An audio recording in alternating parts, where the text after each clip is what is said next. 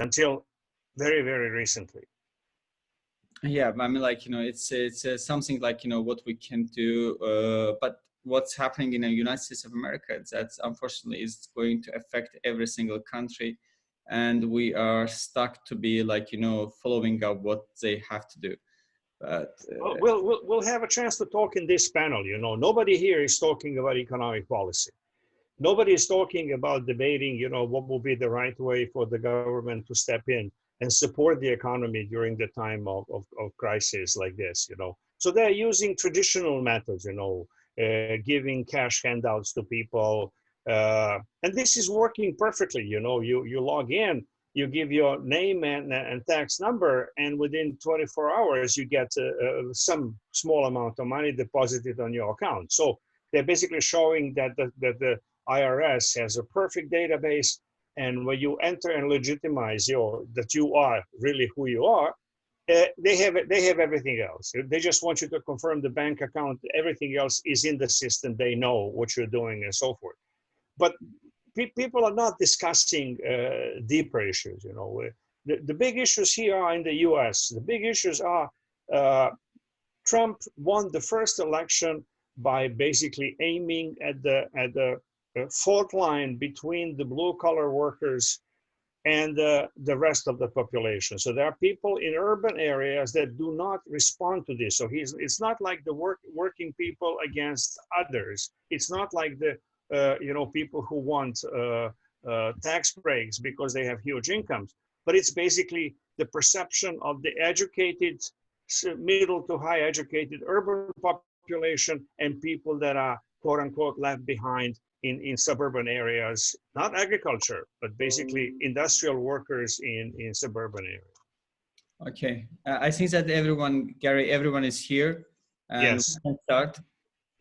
And if I may start, on behalf of the NGIC, Nizami Ganjavi International Center, we are happy to welcome all of you. And with our partnership with the World Academy of Art and Sciences, we already have been done lots of projects jointly, and we think that it's crucial points that what we have to discuss now, employment and food security, because with upgoing COVID-19 and especially in the poor countries,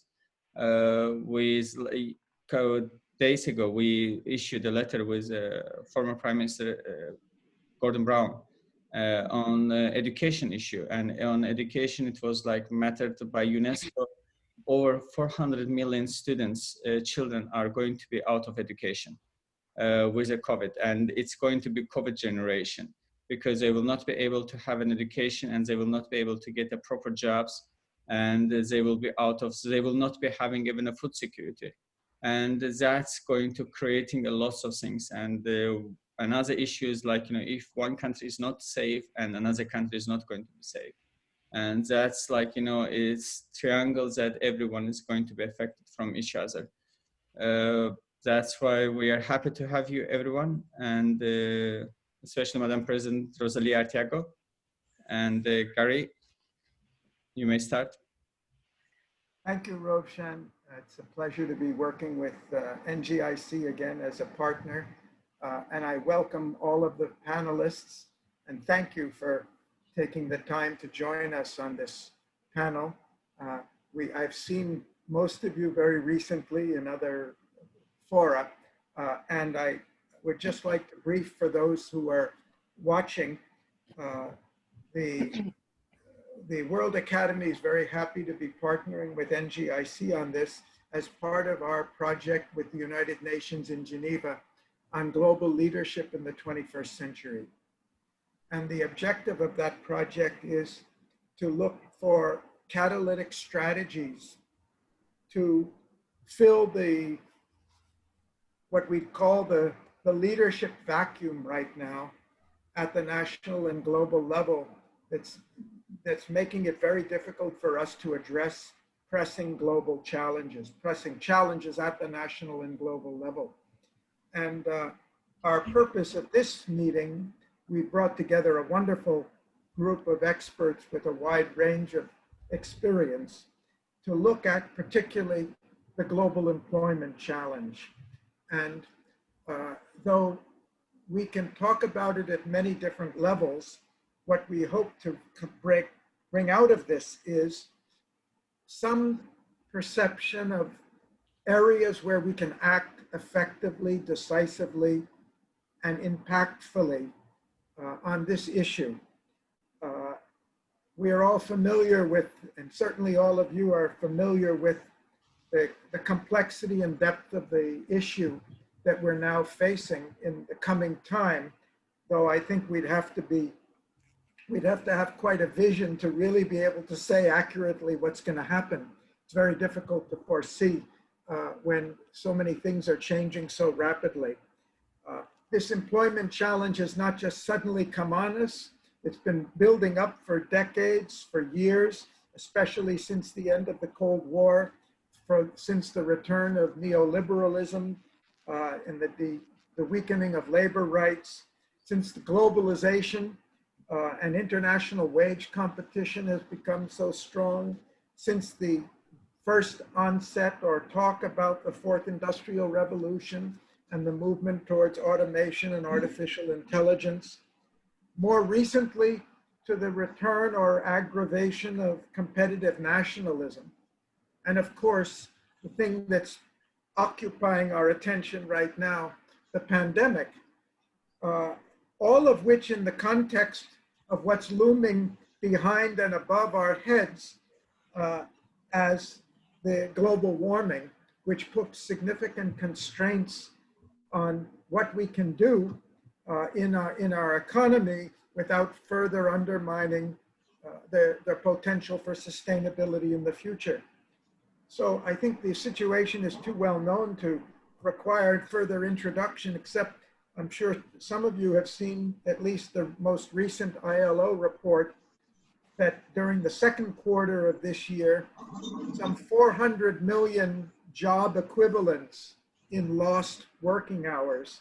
We're talking about, by rough estimate, 14% of the global workforce underutilized. And I think we all realize that these numbers are necessarily very tentative. They don't really talk about, they don't fully reflect the number who have left the workforce, and certainly the underemployment of those who are seeking jobs. We had a serious problem even before the pandemic landed. So our purpose today, and because we've got such an expert panel, I would like to do the minimum of leading and the maximum of listening to what you would like to tell us. But the scope of this is outlined in the questions that I circulated beforehand. The first of them is just how important is this issue of employment, and how important is the positioning we give it, the priority we give it, and the legal backing we give it with the recent history of neoliberalism. We'd like to hear your views on just what you think should be the proper place of employment, or the right to employment, or assurances of employment in an effective, sustainable economy, nationally and globally. What are the policy instruments that are available to us to address this issue, both long-term and now especially with the critical impact that's happening, unfolding, and as far as we can see, is likely to get worse before it gets better because of the continued deterioration of the economy. And then what are the costs, the real costs to society of rising levels of unemployment? What are the benefits of full employment, and what can we do, and how can we finance effective action? Now, necessarily when we're talking at the global level, we're talking about generalities. We've got all the countries and all possible conditions here. And with due deference to that, I welcome and invite you to talk where you think your comments are most relevant, or most appropriate. We need not be addressing the issue globally, which we cannot do. But I think it is important to note that a few years ago, we did an analysis of the top 50 factors that impact on employment at the national level. And at least 2/3 of them are strongly influenced by what's happening globally. So beside this, it raises an issue of how far we can effectively address this issue at the national level and how far it does in fact require multilateral coordination and cooperation. And if you have views on this, I hope you would share them as well. So I would like to suggest that we start with a first round of introductory comments. I'd suggest that you limit yourself to 4 minutes each for whatever you would like to say on the introductory statement. I promise you, you will have opportunities to elaborate on the issues that you flag that you want to discuss further. I want this to be your agenda, but I'd like us to hear from everybody to begin with, and let's see what are the issues that are on the table and how much, and the different perspectives that we have to deal with. So with that, I would like to request Rosalia Ortega Serrano, who's a longtime fellow of the World Academy, former president of Ecuador, and also, I believe, a member of the board of NGIC, a very active member of NGIC. Rosalia, please. So nice to see you. Okay, thank you very much. Good morning for me. I know that for you it's probably good afternoon or even good evening. Thanks to Gary for this really good introduction. Thanks also to Robshan for inviting me to participate in this panel. And it has to deal with such an important and impressive issue about job that we can probably talk by hours, but I will try to limit myself for the 4 minutes, 3 or 4 minutes, no more. Of course, I'm convinced that the job is a human right. We need to consider it like probably a third level generation of human rights. And we need also to put the conditions in a global way to provide sustainable work for everybody. It is easy to say, but very hard to build in the different countries, especially with this pandemic situation that we are facing since the last year. And I will focus my intervention probably in one issue that I am particularly concerned, and it's about women possibilities to continue working. And why is it my concerns? Because I feel that when parents has to choose between the kids because of the economic situation, they are choosing the boys to continue going to school. And the girls are out of the schools. And it's happening all over Latin America at least, but probably it's happening in other parts of the world too. And because in most of the countries, schools are closed presentially, and we have to do it online or trying to use television or radio. I had the possibility to work with the Atlantis group we are former ministers of education, and we are facing the situation how to combine the tools to maintain schools available, because when we see the situation in rural areas or in urban areas even, they don't have connectivity, they don't have computers, and the issue is how we combine with television and radio and some presential classes and also online, of course. But who is staying at home with the kids because they cannot go to school? The moms, the mothers. And it's great that the moms can stay with the kids, but they are leaving the jobs. then I understand that in these present times and in the future, labor for women is going to be really a big issue, not easy to women to maintain work. We know that in modern societies, probably in developed societies, parents are sharing the care of the kids. But in non-developed countries, it is still a job for women. And when they have to decide, I feel it in my own family when I talk with my daughters-in-law and they say, what are we going to do? We cannot maintain the 2 jobs at family. Why? Because someone have to stay with small kids, that they need someone to connect with the internet, someone to take care of what's happening with the families. Then I want to focus on these 2 areas. And the idea is, because I signed the communications to G20 and to United Nations about what to do.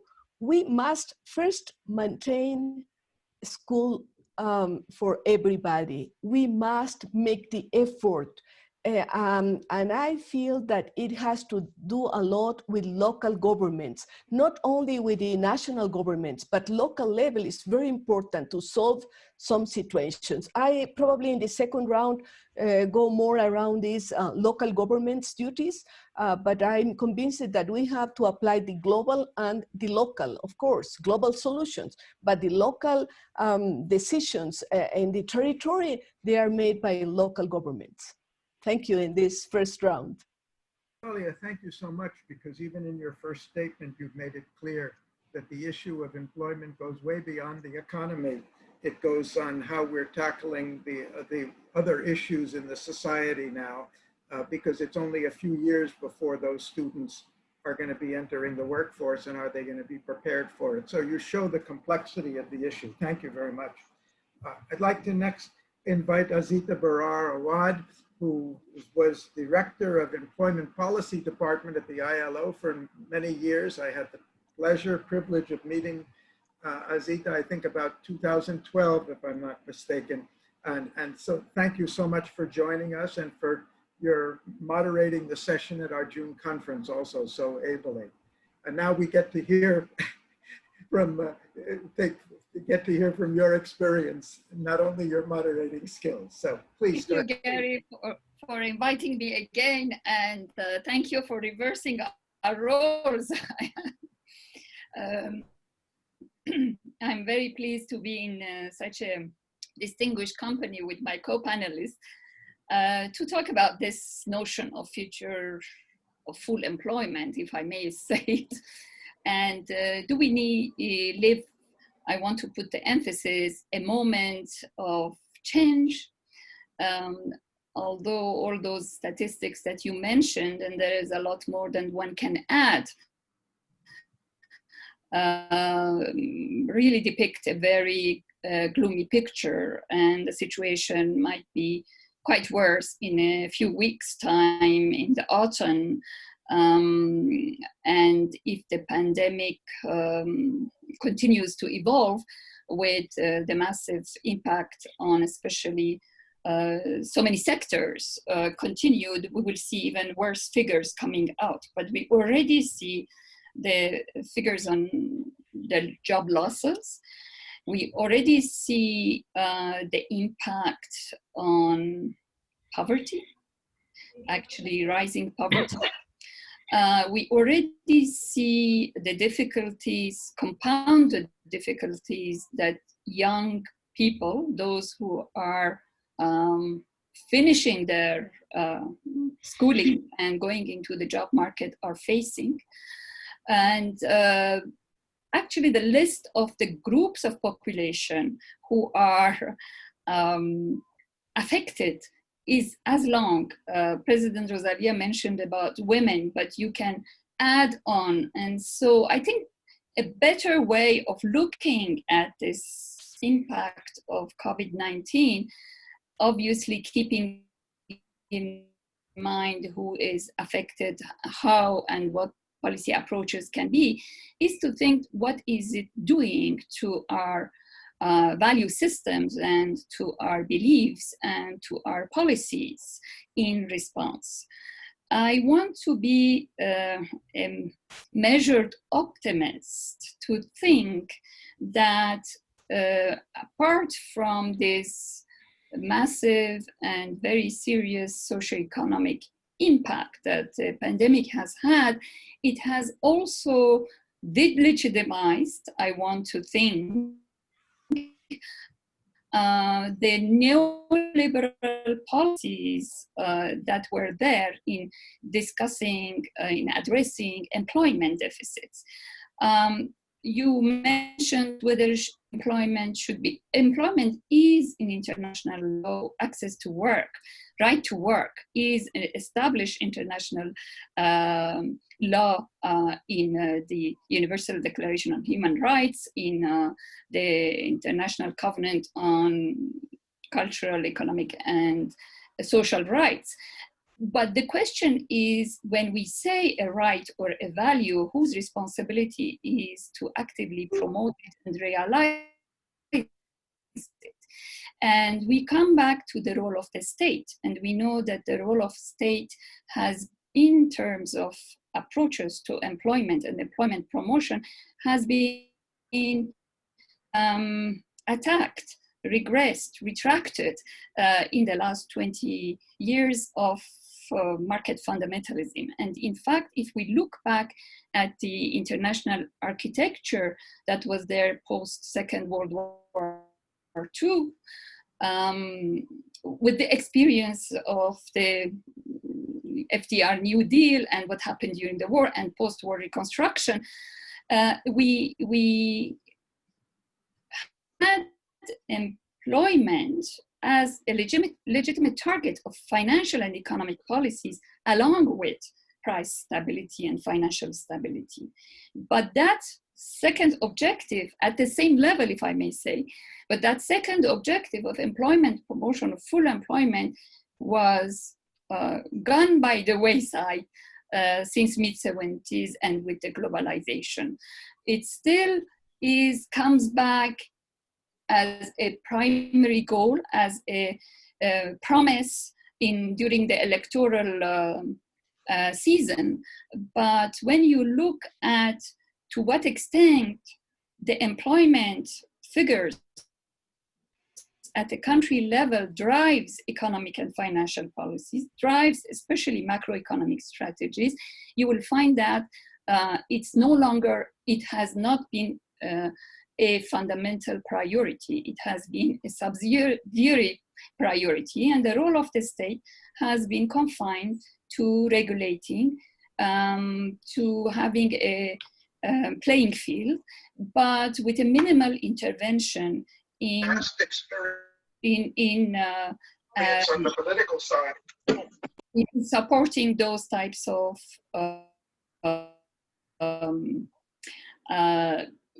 making a real dent into the employment deficit. And when we are talking about the employment, and I would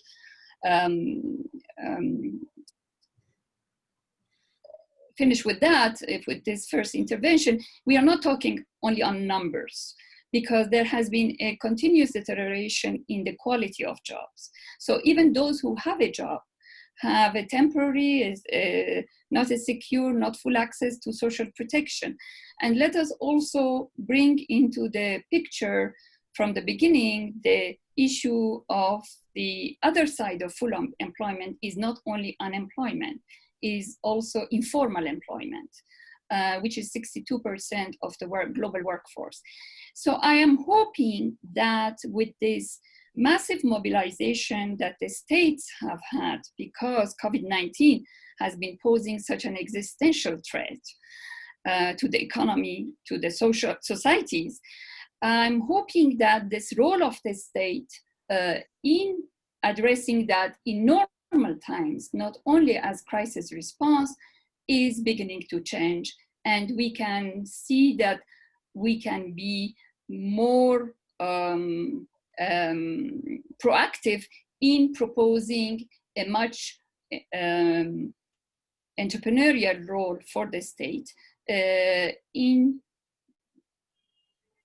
investment we can talk about the policy instruments later on, but in addressing the question. So I am hoping that we are seeing a slow reverse of this abandonment of and bringing back the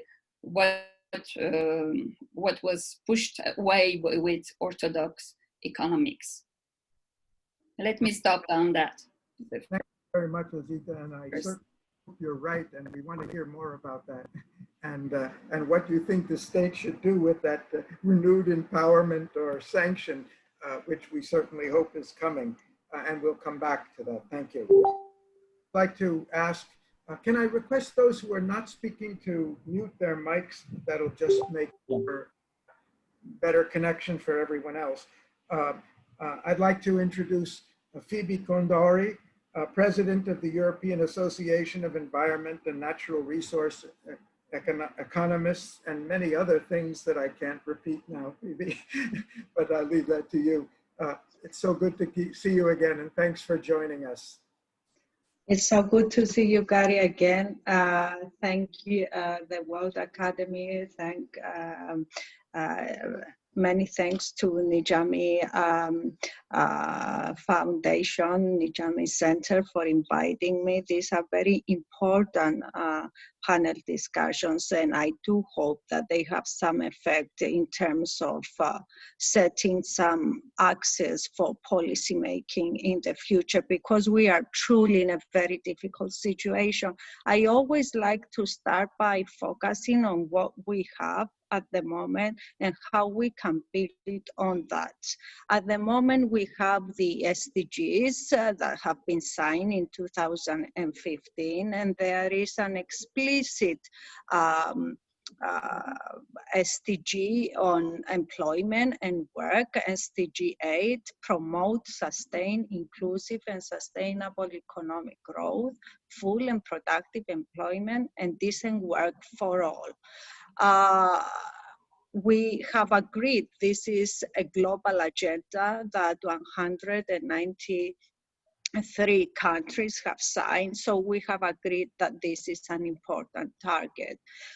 We have also agreed that we want to transform our economies and societies in becoming resilient and sustainable. This means that we need to have environmental sustainability, economic sustainability, and social sustainability. This integrates into the economic framework, the Paris Agreement, the 1.5 degree maximum increase in temperature, and these discussions from 2015 until 2019 led to the European Green Deal, and also the climate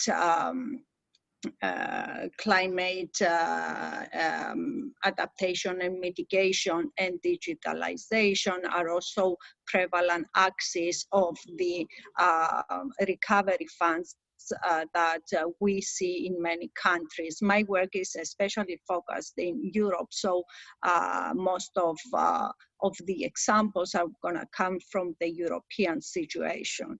Obviously, now with the COVID situation, what needs to be done in order to sustain this huge economic and financial crisis and make sure that it will no longer outlast the health crisis is, first of all, to make sure that the workforce remains employed.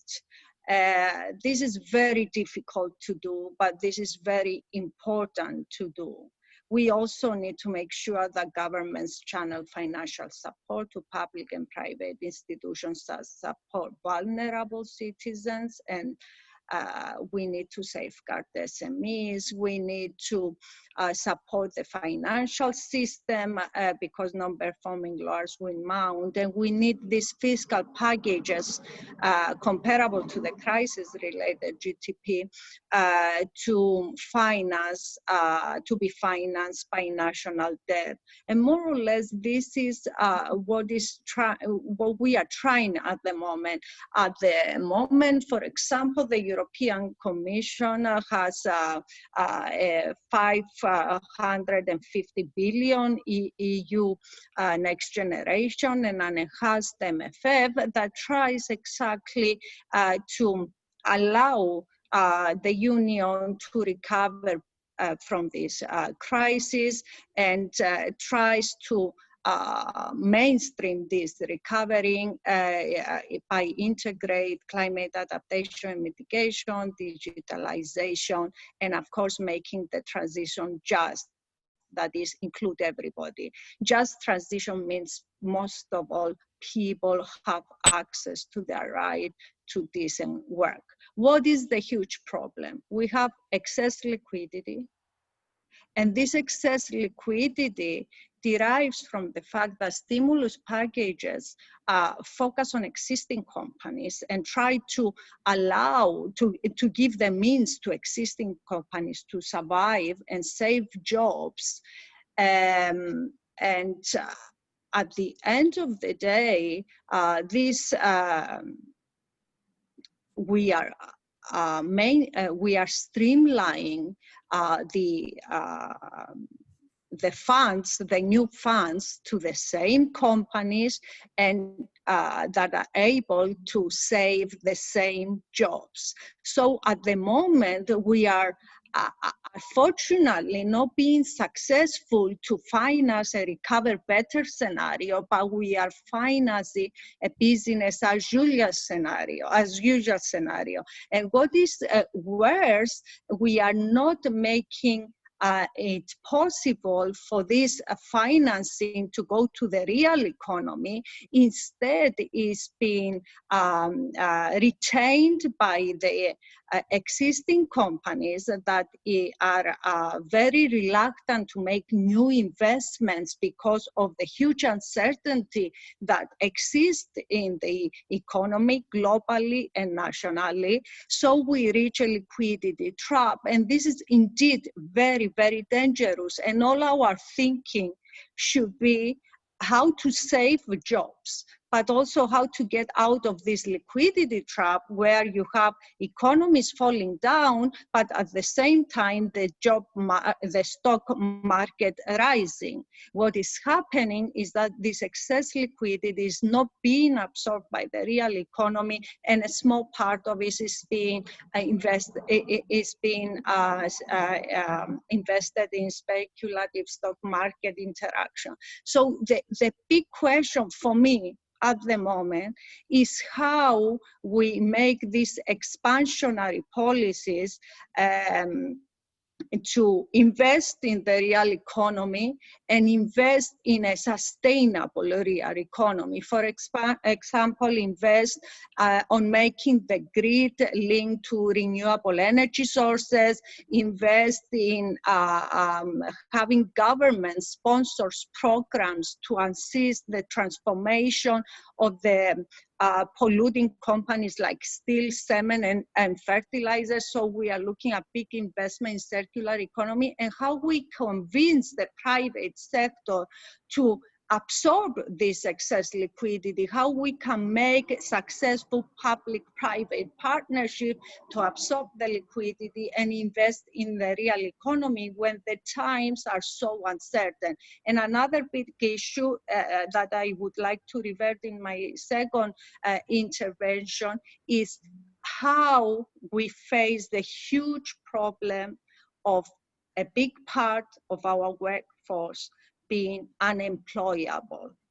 At the moment, we are facing the fourth revolution, the fourth industrial revolution, that a technological leap that seems to be too big for our education systems, our training capacity to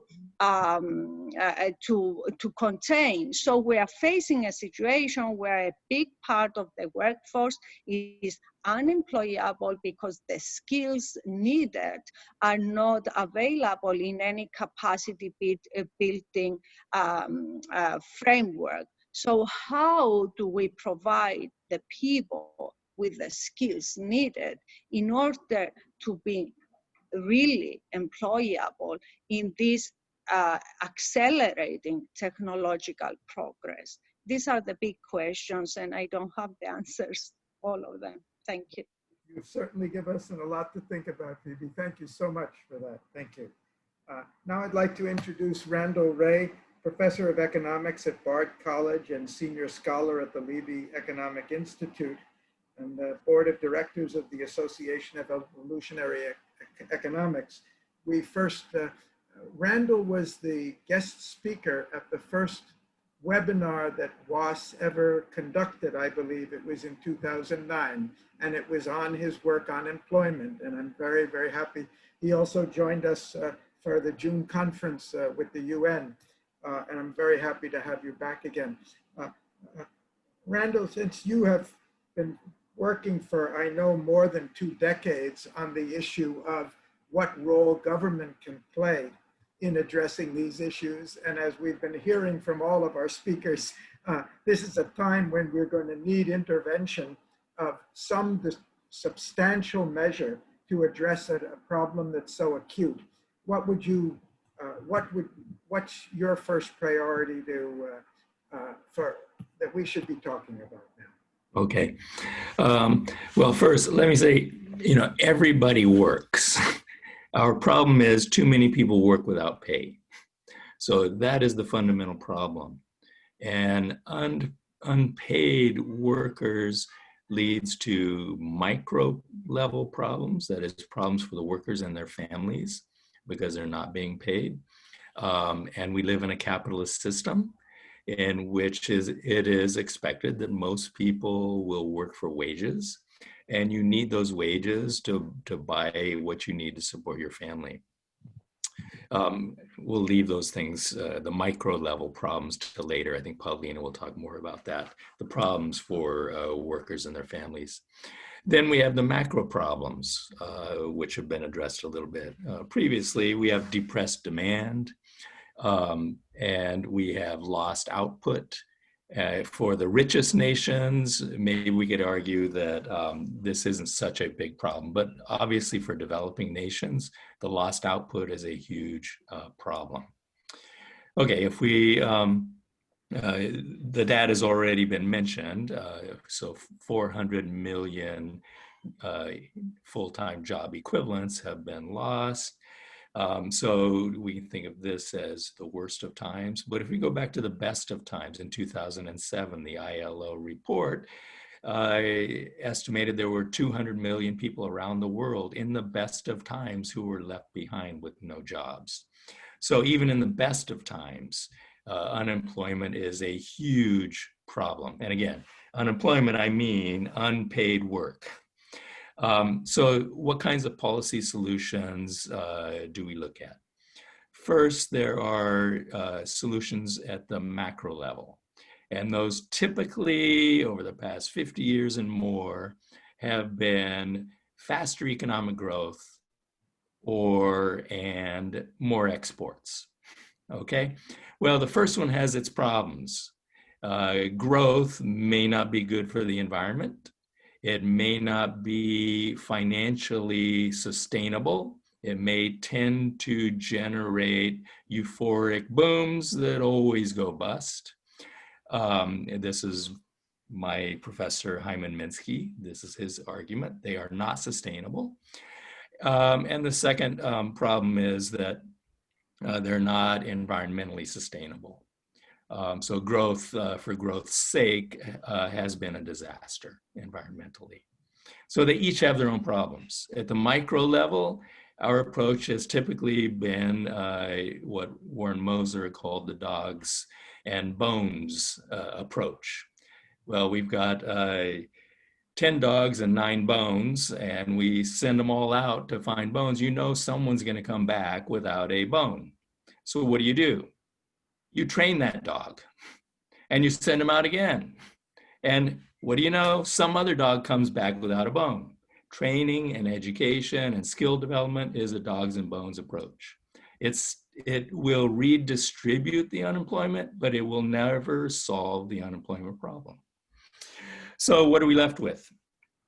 Direct job creation. We need direct job creation. And we need to offer what Minsky called a perfectly elastic demand for labor. There's only one institution in any economy that can do this, and that is the national government. Only the national government can afford to employ anybody who shows up ready to work. And the government, later I'll talk about how they can afford it. So I'm not going to get into that issue, but I'm just going to state that they can afford it. National governments can afford to do this. They can provide the perfectly elastic demand for workers. They can provide good jobs. They can provide good pay. They can provide good benefits. And that will set a standard for all of the other employers. All the other employers in society will have to meet that standard or they will lose their workers to the government's program. Minsky developed this notion of employer of last resort. We call it the job guarantee or public service employment, and Pavlina and I will talk more about that later. So we want to create good jobs, good paying jobs, good working conditions. These will be environmentally sustainable jobs. We will put people to work to tackle climate change. They can also tackle the pandemic now. It is financially sustainable. We don't rely on trying to goose the private sector, which leads to the euphoria that Minsky worried about. They're socially sustainable. The jobs can be designed to benefit society. And they're environmentally sustainable because we will design them to be environmentally sustainable. We won't rely on profit incentives in order to make sure that they are. So I'll stop with that. You've whet our appetite now, Randall, and we want to know how to do that, and we will. I'm sure we will get to it soon. I'd now like to introduce Dusan Vujovic, who's a World Bank expert. He has been with World Bank, is with World Bank for more than 25 years, I think. He was also the finance minister of Serbia when I met him first time about 3-4 years ago, and did a tremendous job there. Dusan, what are your thoughts on this? You've dealt with many economies. What are our options? What's the priority? What can be done? Please unmute yourself now. Yes, thank you, Gary. It is my pleasure to be here, such a distinguished panel, and I think very rich discussion already. I think we have broadened the scope of this discussion tremendously. I was gonna just say that when I took office, during 4 years, we lowered unemployment, officially recorded unemployment, for 25.5% to almost 10%. So 10% is still bad, but it was a huge improvement. Part of that was providing incentives for informal employment to get registered. So we are not cheating. We were just basically putting them officially in statistics as a tax base.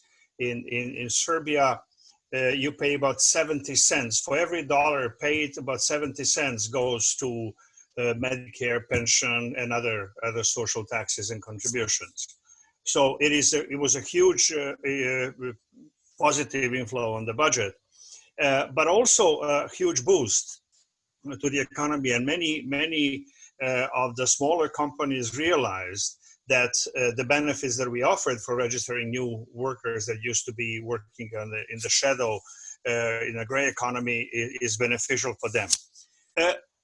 Another great idea, which these are all partial ideas that another great idea mentioned by our first speaker here, which is the Early Childhood Development Initiative as a key boost to gender issues, human rights, and employment.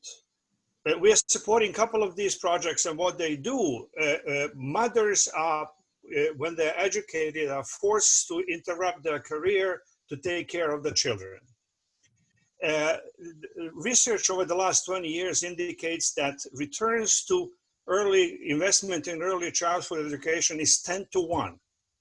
This is during the age of 2 to 5, you identify and develop key skills that may be dogs and bones. I like it's musical chairs or whatever. It's the same thing, you know. But skill them for the new market, for the new the issues. Whether there should be 10 bones for 10 dogs is a different issue. But the most important thing is that these projects can be done at the local level. So I agree with Minsky proposition here that was quoted by a colleague. But I think that they ought to include government at local level, self-sustainable level to the general government. And mind the problem that we have with governments. Governments can be a solution, but governments can be a problem. And this is the circle that we are going in for 200 years, that we logically come and propose things to be solved by the big government, and the big government with deep government inside is capable of derailing every initiative, putting their own interest groups in this formula that basically then leads to results that are not. So the one sentence on the early childhood development, it has to be deeply integrated into local community. This is the only way to prevent corruption. Some of these mothers will train to be good. You need professionals to work with kids at the age 2 to 5. This is where they develop cognitive skills. This is where their talents are identified. You know, at the age of 5, if you neglect a kid and just let them play in the sand with loving mother, but mother that cannot develop their skills, is a huge problem. This pandemic is going to exaggerate this problem further because mothers will be stuck with children. You know, we're now debating here in Fairfax County, will there be 2 days plus 2 days plus 1 day off for homework, 2 days in school, 2 days internet, and 1 day for homework. And people are saying, what about socializing? What about all those other things that are important? Kids respond to peer pressure, so they have to be in an environment. If John can do it, I can do it, and this is very important. You know, we are educating kids not only in skills, but also in not only developing their cognitive skills, but also developing their social skills to move around. There's plenty on the table here. We're talking about issues of employment at normal times, due to all other sorts of problems that we have created. We are talking about issues of employment during structural change, aside from the COVID pandemic. We are faced with the fourth industrial revolution, fourth in a row, key structural change in the way we educate people for their lives and the jobs that they're going to be performing. It was part of that plan that huge portion of those jobs could be done from home. The concept of a job that created migration from rural areas into cities was caused by the first and the second industrial revolution. And it's fantastic. I was watching some of the TV series, and they give you fantastic documentation that the landlords, the lords in what is today United Kingdom, were concerned about employment locally. So they were running something as a hotel, which is a tourism industry, but they were relying on agricultural production in the nearby village. And they were taking care about full employment, taking social care, education, problems with mothers, single mothers, and so forth. So you see that the same problems were treated within an expanded economic unit that was called a feudal land ownership-based type of economy that more or less disappeared. So we are at the verge of disappearing another economy. We don't even know. Even without this pandemic, I was doing 70–80% of my job from home, because the nature of consultancy job for the World Bank was mostly travel, work from home, and 5% in live meetings at the World Bank, and which we do successfully over video. But then on top of this, we now have this shock, which is basically coming in between the regular problems with employment and unemployment, the regular migration problems caused by wars and lack of food and energy and so forth in many countries in the world, plus this pandemic. And this pandemic is basically reminding us that economy is not just what we think, we economists think is the economy, but everything else. And to illustrate this, the glaring weaknesses of the public health system that was created by the wrong incentives in the health industry is a proof of that. So in the US, it's easier to have a hip replacement operation. Give us something very complicated and we'll do it in no time for zillions of dollars. But public health thing, extended, advisory services and so forth on nutrition, on good health care and so forth, is not there because nobody is interested in that. And this is yet another example of external effects created in the health sector. So we create external effects not only in the CEO pollution, we create them whatever we touch. And the reason is that we make a mistake by specifying assumptions. And I did my PhD in going through this, Debré explained in a nutshell, in 60, 70 pages, the essence of the neoclassical economics that took 100 years to develop.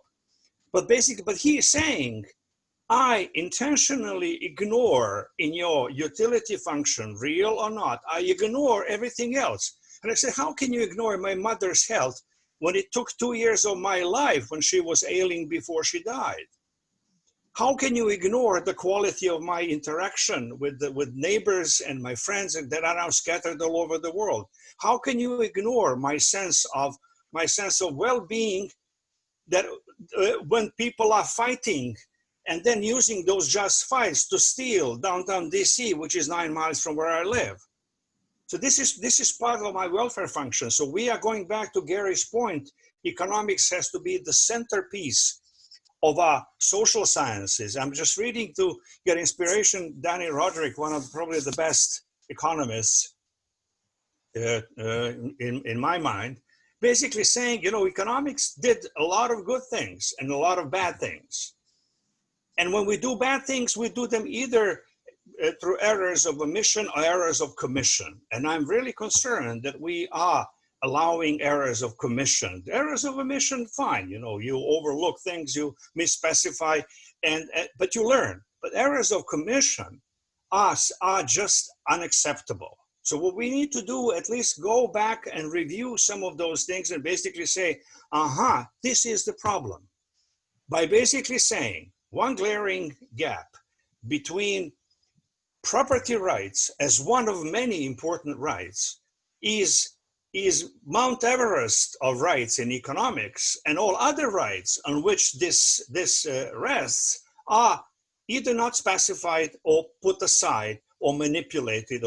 So how can you have freedom of press and freedom of speech without having access to media? Today, you have in Serbia, we have a glaring example that we went from the state-controlled media, which was bad, okay? So state was basically, we're using moral suasion to convince the state to publish what people have to say. Then we privatized everything.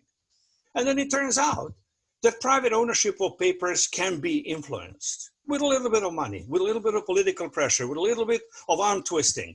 So in the end, what you have satisfied the ownership premise of free media, but you have not educated the public, you have not created equal access to media, so you now have you went from one skewed source of information to another skewed source of information. And the only way, and I admire people with good ideas, but I also am after, I spent 9,000 days working for the World Bank and continue as a consultant. Look at the result. The proof of the pudding is always in the result. So I agree that it's the role of the state, but how can we make sure that the state is going to do what we expect them to do? And I agree with you. And then one final thought, going back, many of the bad things that economists agree to condone and do was caused by the urgency of the moment. They were saying when the liberal capitalism as a superstructure over neoclassical economics took power, they were basically saying we need to give a break to new industrialists because otherwise the industrial revolution will collapse, okay? So this was the explanation. And there's there's an excellent summary I can send you who is interested here. There's an excellent, I otherwise teach development economics, excellent book by Ha-Jun Chang at the Cambridge Institute. But basically he does not take too much time to explain why things happened in history. So the liberal school basically said, let's do everything that they need. So people agreed. People agreed that the dirt cheap labor, if the demand and supply for labor that was created artificially by millions of people coming to towns from villages, they agreed to this, but they forgot that the minimum allowed equilibrium wage should basically provide a minimum basket of goods, for survival. And I'm coming back to this today, especially tomorrow, with artificial intelligence, with robots, with 3D printing, with the production, we made agricultural goods available in such abundance that it's the issue of distribution, not the issue of quantity of rice or grain or what have you. We have more than we can feed billions of people that we have. We can feed much more. The problem is that we disagree that this is not part of economics. This is part of our human care. So when I go to Liberia, and because they're convinced that they can go hungry in case of another war, they grow rice that is unacceptably low quality and 3 times more expensive than Thai rice.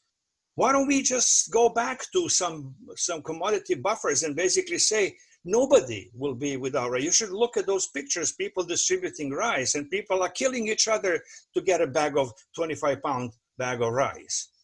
So we need to remove that from economics, the competitive economics, and basically say, and not even, people say cash transfers. Yes, but cash transfers can be used for drugs, can be used for anything else.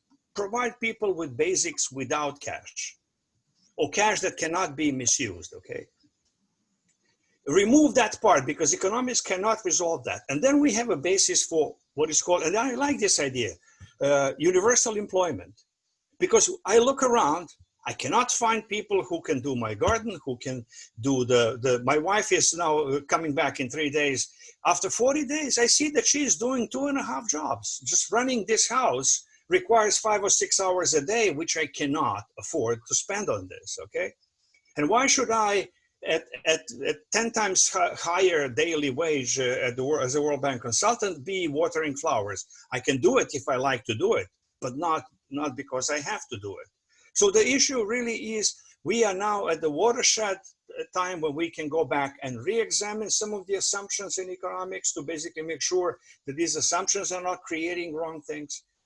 Try to incorporate many things that we are doing as addendum. We now look as an ugly house, small house with many addendums. You know, we have addendum on peak load pricing, we have addendum on environment, we have addendum on many things. This should be truly integrated in economics, holistic economic science that will be part of other social sciences, teach others that they need to be more empirical, but also accept that you have to be more socially conscious and proposing. Thank you. Thank you for broadening and deepening the discussion in so many dimensions. And I think this discussion has already been so rich that we're grappling with, we're seeing the whole in all of its dimensions now. And whether we put economics at the center or the person, the human beings at the center, it clearly is engaging everything. I'd like to try to take the discussion now further steps to actual possible solutions and actions. And I'm going to call on Pavlina Cherneva, who's Associate Professor and Director of Economics Programs at Bard College, who I had the pleasure of just very recently reading her, I think it's a new book, recent book on employment guarantee programs. Wonderful book, I would heartily recommend. I have a couple of questions for you, Pavlina, though you're free to focus on what you feel is most urgent and not be restricted by it.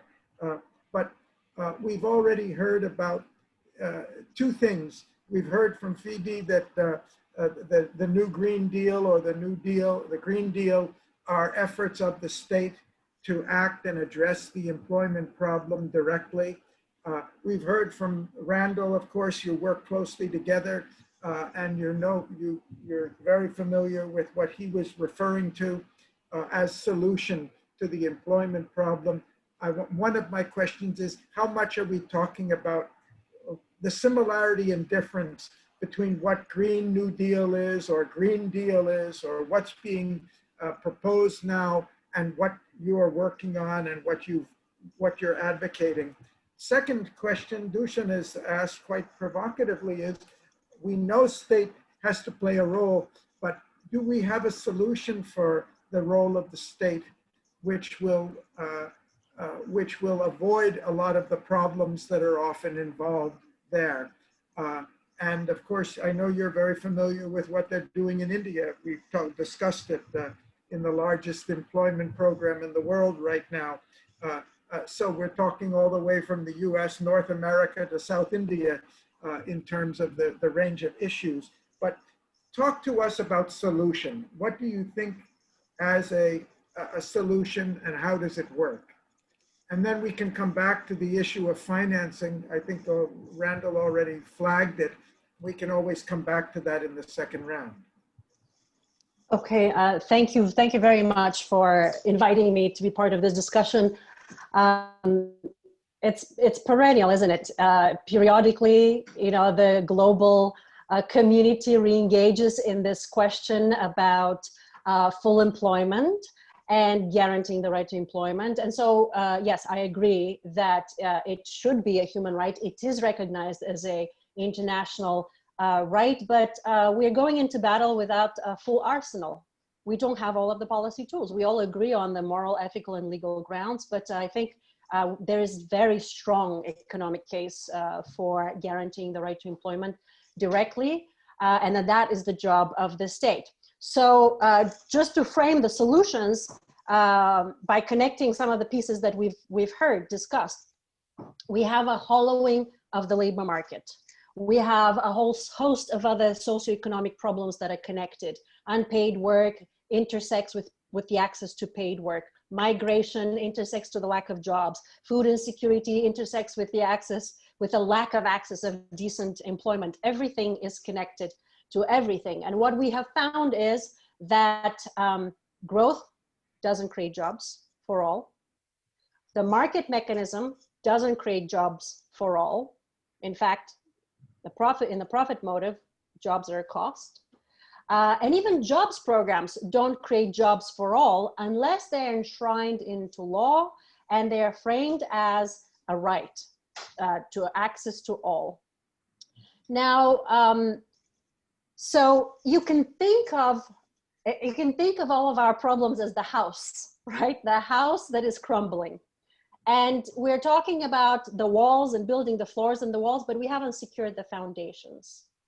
And so the access to a decent living wage job for all should be a precondition to all of the other improvements we want to see both in the labor market and elsewhere throughout the economy. And I agree very much with the sentiment that has to be guaranteed at all times, not only when we pay attention in times of severe crises, but also in good times, when the problem of unemployment is quiet, it's invisible, but it's ever present. And I like to talk about the problem of unemployment as a epidemic, because it does not only propagate in this way, where decimated communities also kind of affect the economic life of neighboring communities, but also it brings a lot of social and economic costs that we don't normally talk about. We talk about scarring effects, people losing employment and income opportunities going into the future. We talk about, to some degree, lost output, but we really don't talk about some of the other costs that are both financial and non-financial that are consequence of unemployment. mental, physical health increases, mortality is highly correlated with unemployment. It's not just a problem for the unemployed, it's a problem for their families. Child outcomes are severely deteriorated both in school and in the labor market when they live in a family with unemployed, involuntarily unemployed parent, and on and on and on. We can enumerate them.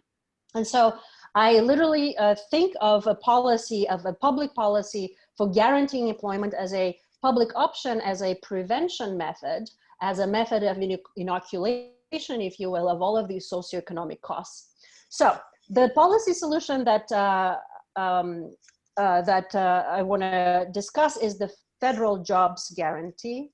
It is a public service employment program that guarantees access to a basic living wage job to anyone who needs it in the public service sector. And that policy would be available to all, irrespective of their circumstance, irrespective of the business cycle, and it will act as a bridge to folks who are trapped in unemployment, especially those trapped in long-term unemployment, and as a method of incorporating them into the labor market and providing opportunities for better paid employment opportunities through all the conventional tools. You know, what we do today is we train, we credential people, but really for jobs that are not there. And so what we want to do is just fill that gap, that jobs deficit that we were discussing earlier, that we provide a program that fills the jobs deficit, that provides on-the-job training and employment opportunity, along with all of these other interventions that we consider to be valuable and important to make one successful in the labor market. That would include universal child care as part of our proposal. That will include various other support services, but a job is critical. And so how does it connect to some of the green objectives? Well, very directly. The Paris climate that we just mentioned earlier recognizes that any transition has to be grounded in human rights, and it has to rest on a just transition of the workforce. And so it has always been an obstacle to our climate conversation that if we lose those few rare, well-paid, coveted fossil fuel jobs, they will not be replaced by an adequate, employment opportunity. And so the job guarantee was put in the Green New Deal agenda, really as a part and parcel as a bridge and as a transition program that ensures that that transition can happen, and it will be accessible to all.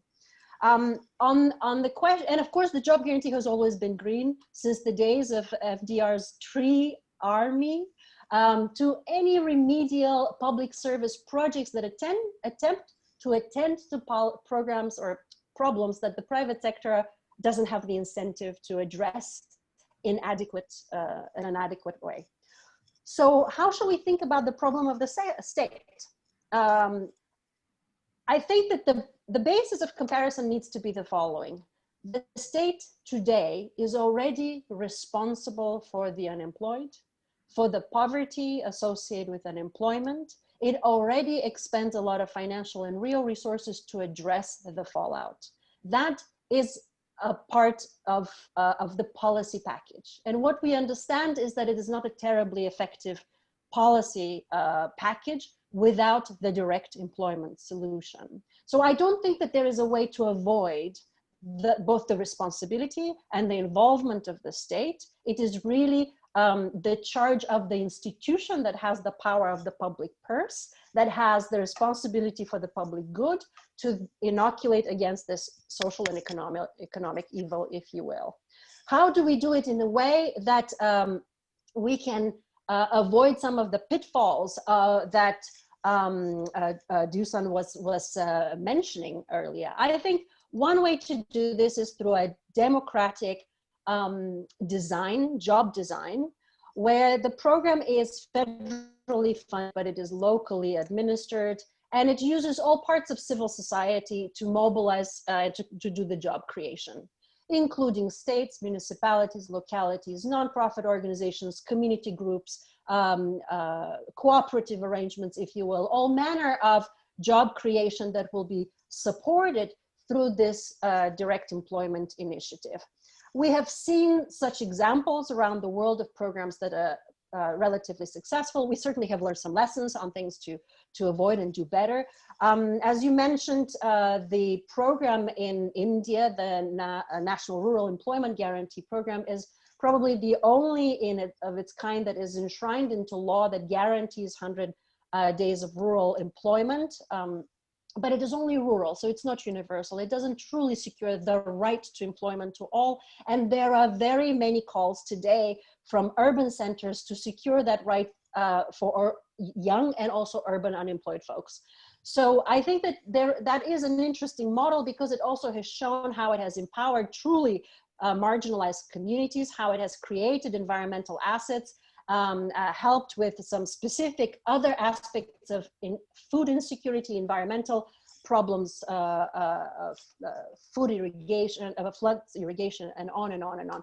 There is plenty that we can do, and there is, I think, there are good precedents we could learn from. I think this moment calls for, and I think what is necessary, is that as a policy commitment, we need to embrace one additional tool for tackling those multifaceted problems. And that specifically is the guarantee of a basic job option to anyone in every corner of the world. And I think that that is really a global international conversation. I think, for this reason, I'm especially excited to be engaged in this particular forum.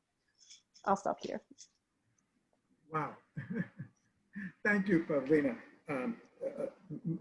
Wonderful basis and many questions to go on. I know we've not even finished our first round, and I do want to finish a second round. So I'll ask us to be more brief as we go ahead. Our last speaker in the first round, Frank Dixon, who's a fellow of the World Academy, very active in our Global Leadership Project. He's from the finance industry, where he was a pioneer in what we call the impact investing, or socially responsible investing, or now the ESG investing, and he's going beyond that to system change investing. Frank, what are the questions in your mind about what we can do on the employment issue? Well, first of all, thank you very much, Gary, for inviting me to be here. I've really enjoyed hearing the great ideas and success stories from our expert panelists. I have comments in 3 areas that I'll just frame up, and then I can discuss more in the later rounds. They are short-term implementation, longer-term or bigger picture implementation, and money creation. In terms of the short-term, we've heard many, I think the ideas around job guarantees, modern monetary theory, and other types of programs we've heard on this panel are well, the structure, operations, and benefits of them are well articulated. The key question is, how do we actually implement them as quickly as possible? So a question that I might throw back to the panelists is, what are the actions needed in the short term to make these great ideas happen? And in particular, how can a global leadership in the 21st century program, what can we do to help expedite them? So that's the first category. The second category has to do with the longer term or bigger picture implementation. And that is the idea that full employment probably cannot be achieved by focusing only on full employment. As Gary and others have said, employment is part of larger systems, and we have to address those systems if we want to resolve employment and all of our other major complex challenges. So we need a whole system approach. It might take longer to do it, but it's essential. For example, over the past 40 years, many narrowly focused programs have had some success, but they didn't achieve the goal because they weren't focusing on relevant factors, like often the barriers to full employment and some of the key leverage points for achieving it lie outside of the employment area. So how, what does a whole system approach look like? In Pavlina's book, she talks about the Green New Deal and how job guarantee is a part of that. The Green New Deal articulates 10 strategies like the SDGs. They show endpoints or characteristics of sustainable society. That's more of a whole system approach. but we need to go even further to address root causes. For example, to get from here to full employment, we have to understand why unemployment exists in the first place. So what are the systemic factors that create unemployment, climate change, and other things? Because these things didn't just show up, we created them, and we have to uncreate them if we want to solve them. So the Green New Deal, the SDGs are one way to frame things up. Another way would be to use the laws of nature. All life, including humans, have to abide by the laws of nature. That's a reality-based framework. For example, full employment is an implied law of nature. There are no unemployed cells in the human body. There aren't any unemployed squirrels. So by emulating the laws of nature, it can help us to clarify how to get there. A whole system approach also looks at the actions needed in all areas, the general public, raising awareness, government, overcoming vested interest control, and corporate and financial. How can we incentivize them to work for systemic changes like job guarantee, public sector money creation, and other areas? And I can go into more detail about those. And then the last area that I would touch on, again, I can go into more detail about it later, is money creation. Modern monetary theory is often discussed by Randy, Pavlina, and others as a way to fund a job guarantee program. These ideas are well developed and understood by experts, but they're extremely complex and can be beyond the ability of non-experts to understand. So one way to facilitate acceleration of public sector money creation is to try and explain them in ways that are easier for average citizens and even policymakers to understand. One way to do that is to move from theory to reality. Discussing modern monetary theory and other theories often leads to debate, which vested interests can use to block progress. But money creation isn't a theory, it's a fact. Money exists, it's created. One way to simplify it for society is to distinguish between public and private sector money creation. In other words, ask who's creating the money supply. So very simply, you could say, in the US, we've been allowing the banking system to create 90% of the money supply with fractional reserve lending throughout all of our history. So when the private sector creates money, government borrows it and citizens pay interest on it. When the public sector creates money, government loans it to banks and citizens earn interest on it. MMT often focuses on the benefits of public sector money creation, saying it could provide abundant or maybe unlimited funds for job guarantees and other beneficial programs.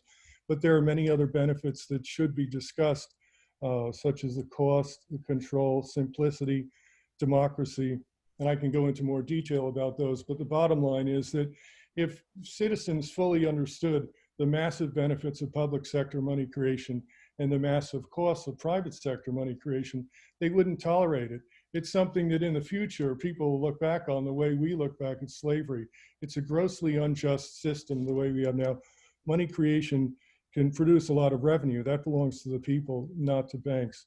There have been many critics of our current system throughout US history. Again, I can go into more detail about that. But bottom line, we've got 43% of the people in the US who can't afford to meet basic needs. They're essentially living in poverty.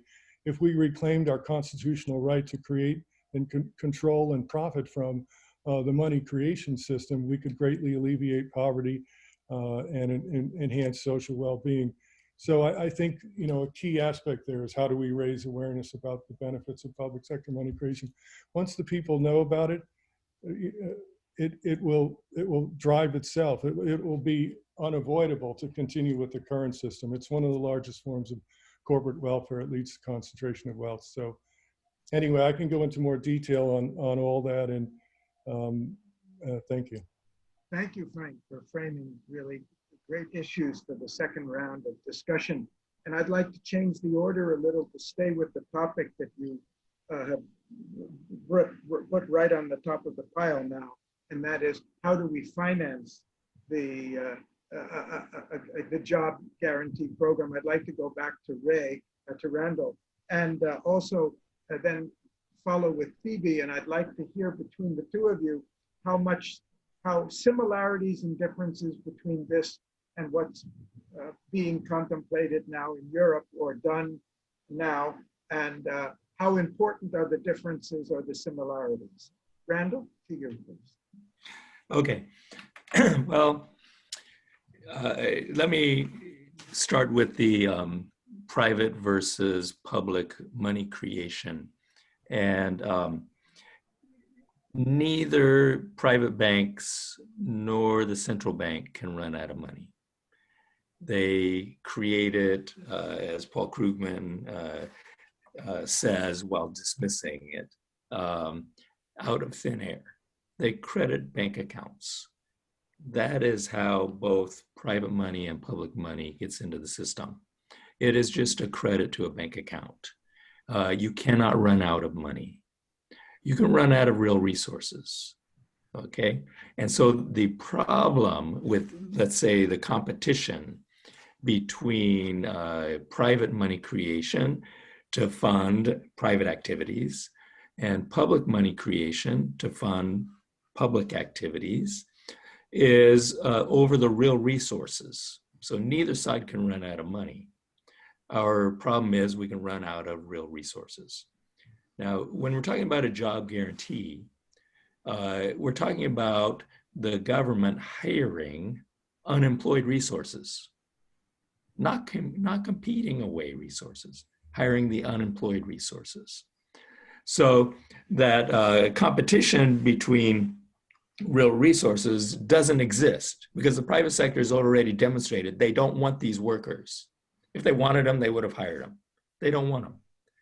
And so in this case, all we're doing is putting resources that are not being used to work. And Paulina has already mentioned that the unemployed resources, when we're talking about humans, are already in the public sector. We're already dealing with them. We're already spending on them. And I think it's very plausible that total government spending will go down, okay?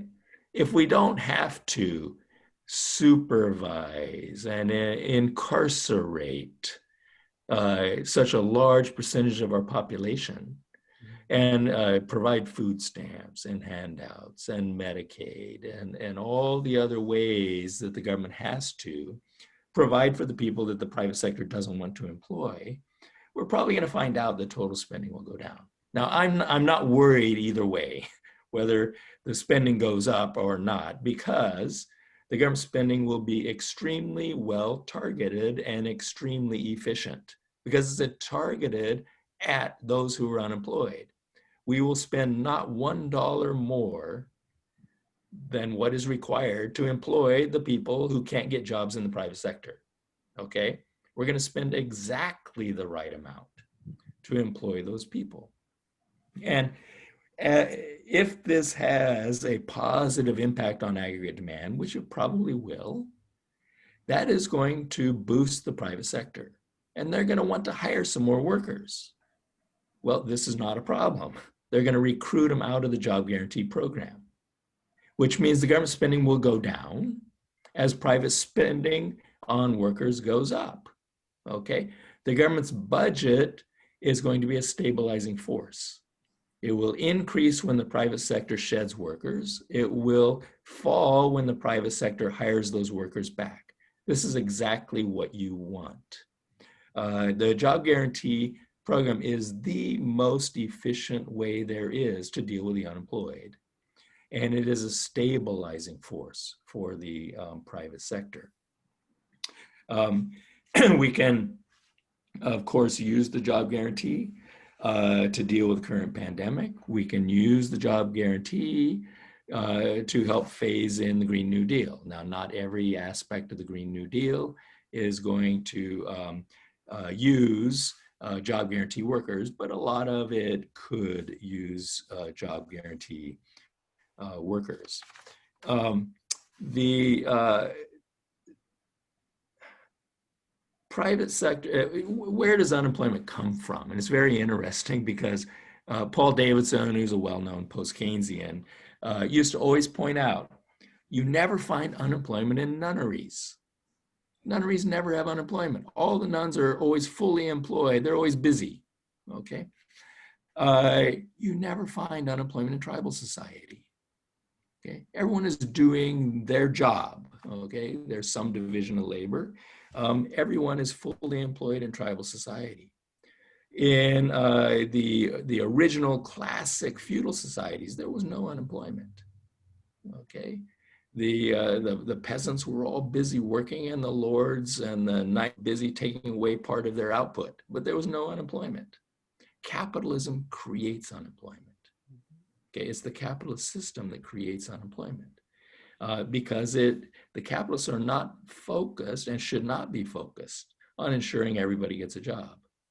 They are focused on making profits. They employ workers only when it will be profitable for them to do so. This is not a criticism of them, it's just a statement of what I see in this fact. Capitalism creates unemployment because we gradually remove alternative ways of supporting yourself and your family. Okay, in a fully implemented capitalist system, there is really only one way that is acceptable, and that is to get a paying job. And so it comes with the territory of capitalism. And capitalism is spread around the world.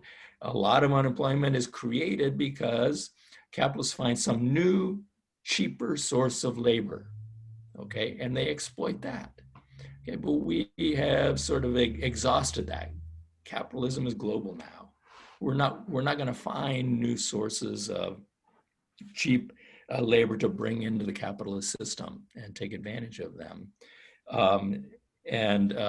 So now our problem is more of insufficient aggregate demand. And as I was saying before, the two solutions to that we have been trying since World War II are boosting private investment, but that can be a problem because that increases capacity, and it may increase capacity more than it increases aggregate demand, and you end up with capacity you cannot use and workers who are redundant. Exports, of course, will work, but it's a beggar thy neighbor approach. All it does is it shifts the unemployment to some other nation. And so you have winners and losers when you focus on exports as the way to drive demand. So trying to boost, I need to quit, I know. Trying to boost demand through either of those is not a long-term solution. So what we need to do is turn to direct job creation by the government. I'll stop. Thank you so much. Yeah. The discussion is so rich. I wouldn't like to. Gary, if we can ask everyone, to be as much possible, in the time limit, because we have only 20 minutes left in order everyone can speak. Okay, thank you. I agree. Discussion is so rich and all the points are so important that Phoebe, I'd like to go back to you, and I'm still not quite not clear on the issue of, are you talking about already something very similar to what Paulina and Randall are talking in Europe, I mean, under the Green Deal, or are we talking about something different? And what's the distance between them? You shook your head in appreciation in a number of things, but are we on the same track, or are we on two different tracks? What do you think? Or ask the questions, if it's not clear, of our colleagues to pin it down. Yes. What is clear at the moment is that attempting to face each new crisis with the same thinking that gave rise to the crisis itself will fail. It will fail to find a sustainable and resilient socioeconomic and environmental pathway. And this is clear in Europe. It is also clear that what is needed is a fundamental transformation of the economic, social, and financial systems that will trigger exponential change in strengthening social, economic, health, and environmental resilience. And for such a change, we need to think big. And as Frank Dixon said, we need to endorse systems innovation. we need to change the whole system. Now, what Europe is trying to do is the following. Europe is, it has introduced the European Green Deal as its new growth strategy. The 4 axes of this deal is climate neutrality, leadership in terms of technological progress and eco-technology, European leadership in that. Investments in securing human health and biodiversity and natural ecosystems, and as it has been referred many times, a just transition, an inclusive transition. So these were the 4 axes in 2019, December 2019. And then given the COVID crisis, we have the recovery fund, 750 billion enhancing the multi-annual financial framework of the European Union, put into the system in order to mobilize public and private partnerships to build back better, every new project will have to be 30% climate mainstreaming, will have to be focused on digitalization, and will have to endorse a just transition. Now, the way that the European Commission is putting forward is money from the state, that is from the MFF, the multi-annual financial framework. So half of the money will come from the state, let's say, that is basically contribution of each of the 27 states. And the other half has to be mobilized by from the private sector. So what is crucial for what we try to do in Europe is really get the private sector involved. The proposition that I'm hearing is something different. What I'm hearing is use the money that you are already investing on the unemployed and on supporting the unemployed in order to give them decent work in the public sector, and then hope that the private sector will absorb the recovery funds, all these big funds that are put into the market by the states by issuing new money, basically. So you cannot run out of money, but you can have a very unfavorable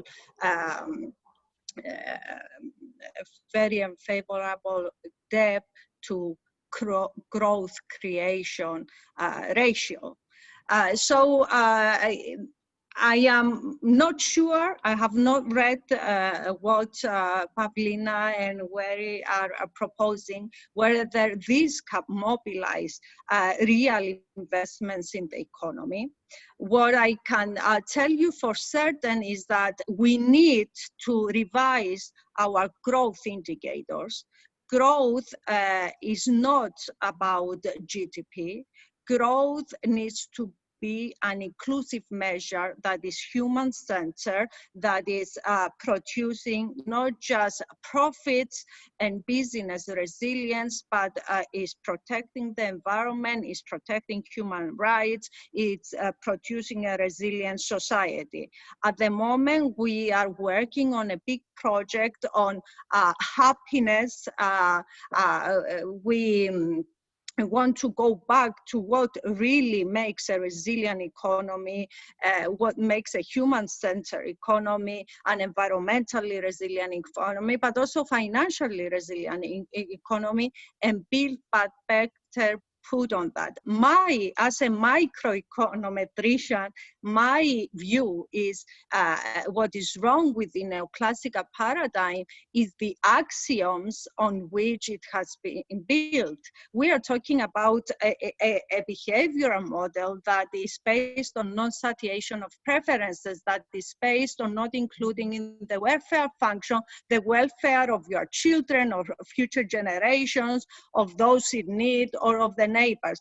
So the revision of that framework that will allow us to devise policies that are based on some sort of golden rule, going back to Aristotelian ethics, which allows a growth model that is human-centered, that allows what we call the just transition. Everybody given the chance to participate in this sustainability transition we need to make. And if we don't make it, we are facing existential threats as humanity from climate change and from the economy. So if I had to give 3 points where we need to focus, and this is exactly what we do in the big project under United Nations Sustainable Development Framework that I lead with Professor Sachs, is to try to put all the policies that we have, the SDGs, the climate agreement, the European Green Deal, the recovery funds, and construct for each and every country a plan which can support a sustainable recovery. That is, use the funds from the European Green Deal and the Recovery Fund, the public funds, and at the same time provide instruments like transition bonds, like SDG-related bonds that can leverage money from the private sector and produce public-private partnerships that will actually do the real investments in the real economy. Infrastructural investments are very important and allow us to get out of the liquidity trap. This will happen if we have a top-down approach, that is, policymakers are convinced that this is what needs to happen, and stop fueling the sustainable, the business as usual scenario, but fuel maybe the same companies, but make them commit on a sustainability transition. And this is the essence of the just transition. You don't exclude those that are not sustainable, not green, not human-centered. These are the people you need to include, but finance their transition. And financing is not enough. You need to create capacity for them to be able to make the transition with the funds. You need training programs, you need lifelong education, you need to put together the education system, align the education system with the needs in the job market. So top down, but also bottom up, a pact between all the stakeholders, the civil society, the NGOs, the businesses, the policymakers, the politicians, a pact that they are all in this transition. And this is what the European Climate Pact is trying to do. This is what the French government is trying to do at the UN level, create a consensus and engagement from everybody to co-design this systemic change that we need to achieve in order to implement this big vision of turning transition to a sustainable socioeconomy, always referring to financial systems, economic systems, environmental systems, and social systems. For me, it is important that the financial institutions, and we already have seen the European Investment Bank doing this, financing away from fossil fuels, accelerate financing projects that accelerate clean energy innovation, energy efficiency, renewables. And it is also very important to have a system to monitor what is sustainable, socially, environmentally, and economically. That is why the EU taxonomy is a very good example to follow. At this point, I will close by saying that this project that we're leading with Jeff Sachs is trying to facilitate the sustainable recovery from COVID and implement the European Green Deal and the SDGs at the same time.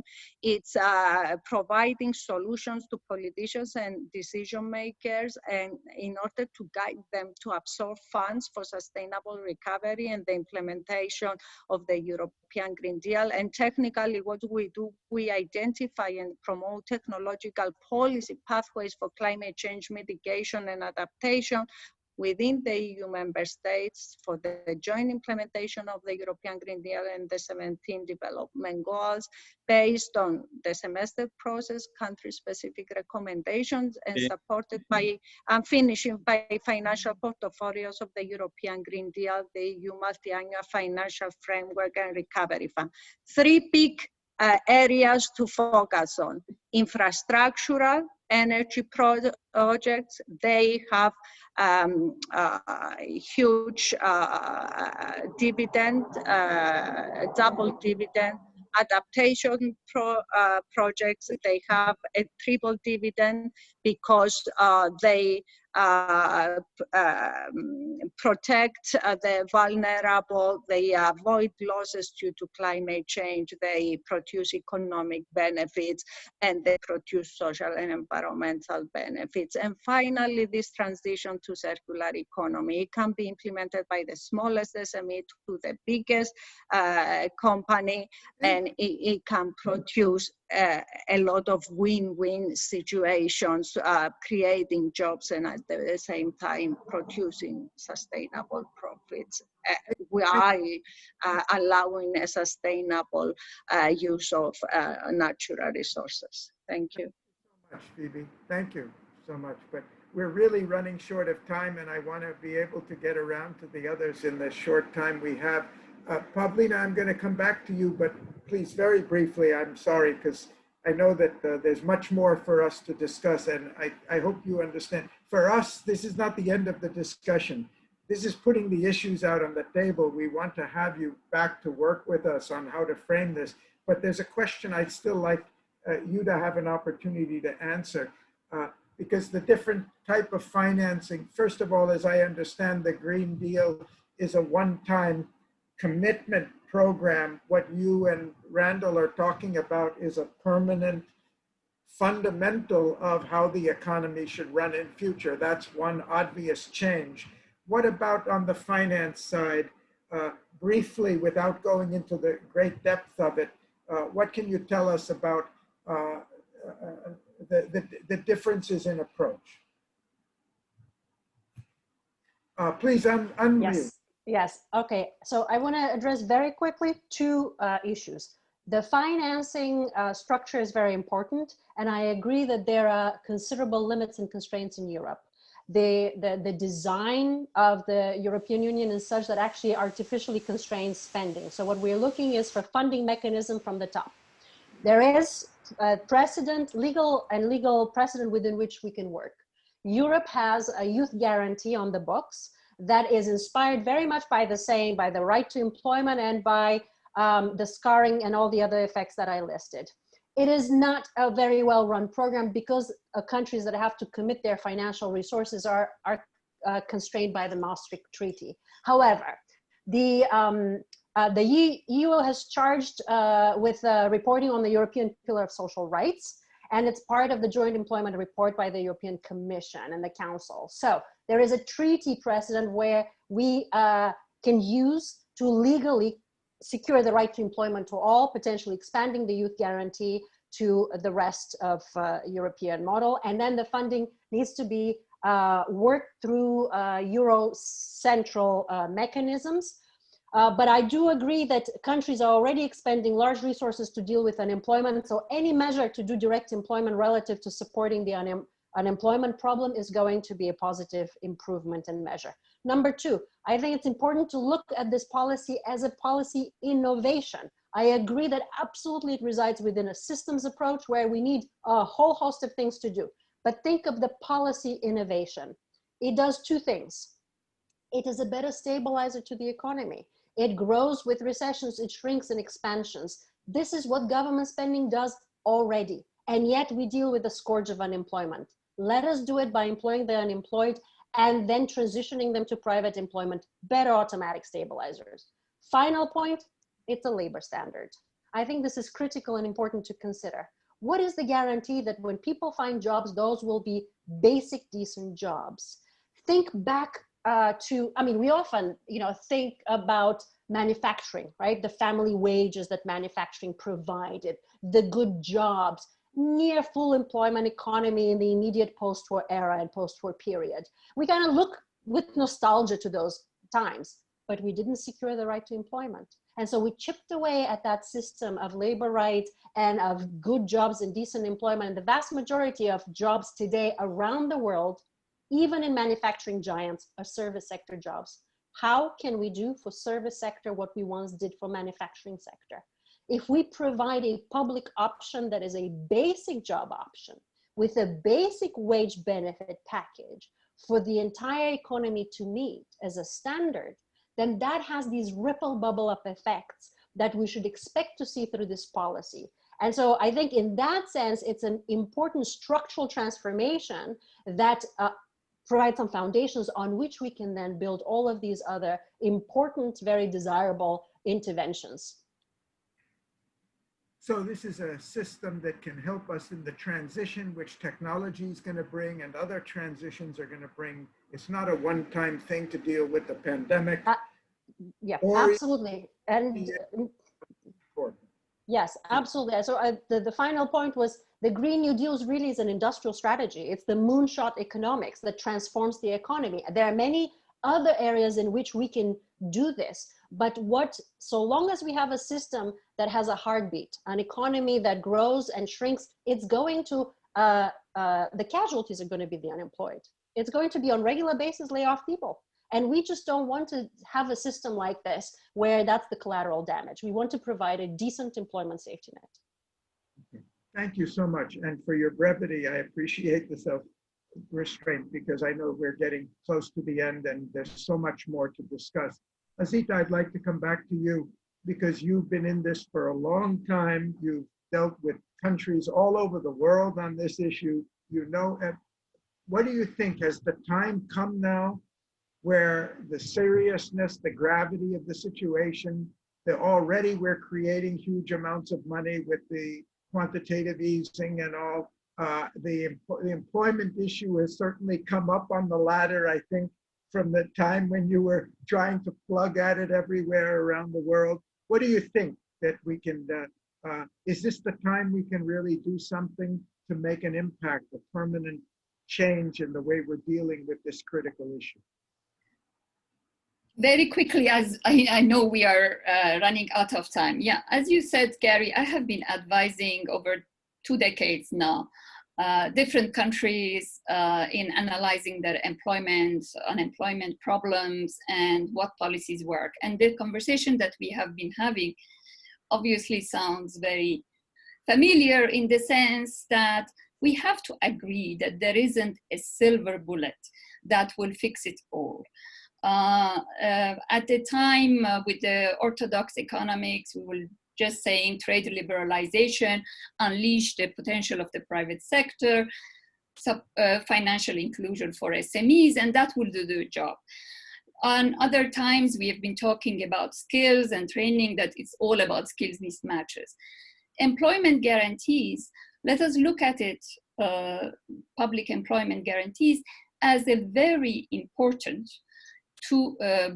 policy instrument, a toolbox. And I want to make this conversation go beyond US, Europe youth guarantees and India's rural employment, because we have now more than 2 decades of experience, including in developing countries, with name it expanded public works program, employment guarantee programs, and they have been delivering, and we have learned a lot.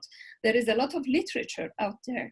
There is an annual course at the ILO on the design of quality public employment programs, in the same way that Pavlina and Randall have been mentioning it as a transformative and systemic stabilizer that shouldn't be conceived as a project for this area or that area. But let us face it, that will by itself will not resolve the entire issues and challenges that we are seeing with respect to full employment. It will still be catering for a certain category of population, very importantly, who will not have access to jobs. But as we started the conversation, what we are seeing is that those good manufacturing jobs don't exist, that people who work, the labor share in national income has been going down. Labor is not getting the productivity gains that is due to it.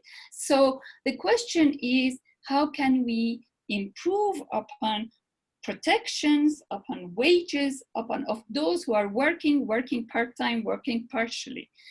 The third aspect that I want to manage, and this really continues the discussion we have been having, we cannot look at full employment as a separate category. The question is, how are we going to manage these transitions?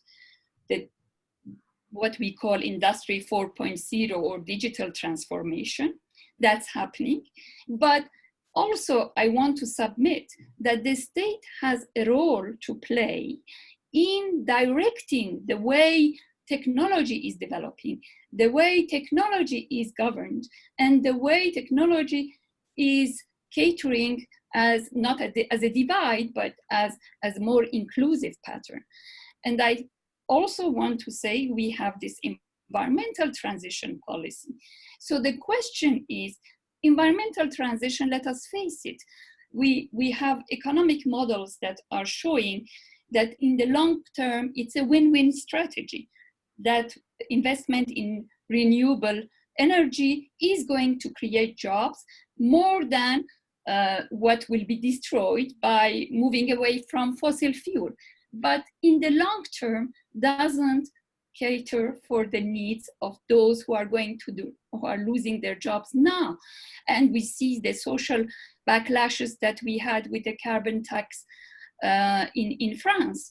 So the question is that, how can we manage through active investment, but active protections, systemic protections, these different transitions at the same time, and that employment doesn't become an adjustment factor, but employment is a central target, safeguarding employment, protecting from unemployment, underemployment, and improving the conditions of jobs, of pay.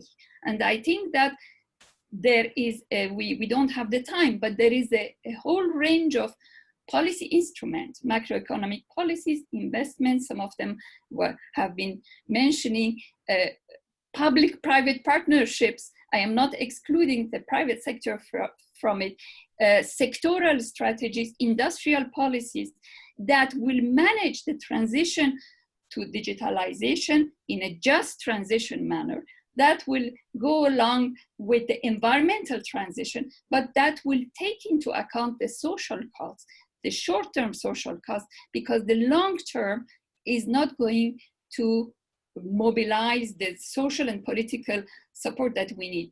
And just one last word, I don't know if Dushan is still there. When I mean the role of the state, obviously I'm not saying any government, and but the role of the public good, employment as a public good and as a central target of all those transition policies. And when we are saying promoting full employment, it's access to jobs, those who don't have it, it's protection from discrimination, because we didn't spend enough time on gender, on those with disabilities, on all those we are talking about horizontal inequalities that have been growing. Youth access, we are not thinking of unemployment benefit for young people, why not? So we need a kind of innovative thinking about the new social institutions, learning from those things, and employment guarantees have really been working. From Ethiopia to Kenya to South Africa to West Africa, there are very successful employment schemes that we can learn from. But for instance, there are challenges also. What we are seeing expanding, including as a result of COVID-19, is work on digital platforms. The surveys that have been done, all of them show that these are very low quality jobs, very poorly paid, no recourse, no protection, because these are cross-border.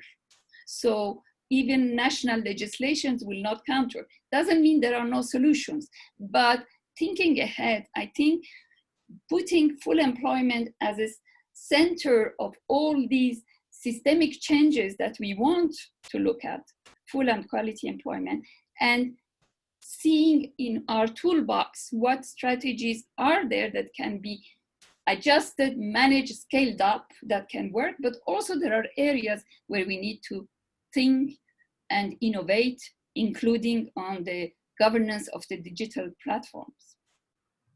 Thank you so much, Azita. I know there's so much to discuss.